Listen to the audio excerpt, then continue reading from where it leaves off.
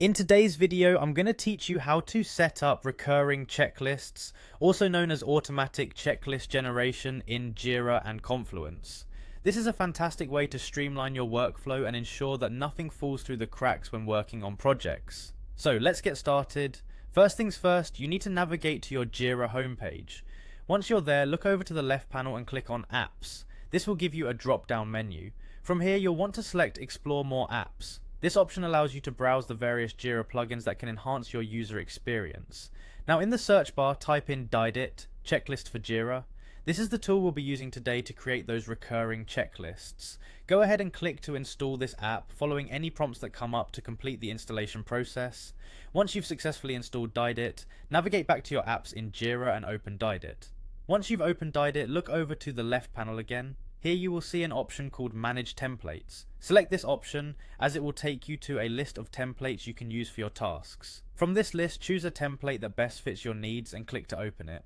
After you've opened your chosen template, focus your attention on the right panel. You'll notice an option labeled Recurring Settings. Click on the Edit button next to it, which lets you customize the recurrence of your checklist. Here's where it gets a bit more personal. You're going to select a start date and time according to your project requirements.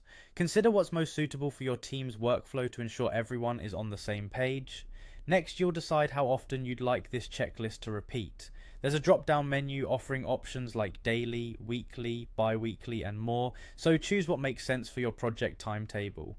With your recurrent settings chosen, it's time to assign someone to be responsible for these tasks. This ensures accountability and smooth workflow management. Simply select the assignee from your team members. Next, you'll need to activate the settings you've just configured.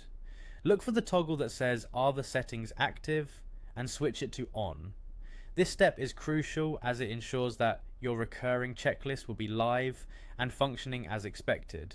Finally, to lock in all these changes, click on Save. You'll typically find this option at the bottom of the settings window.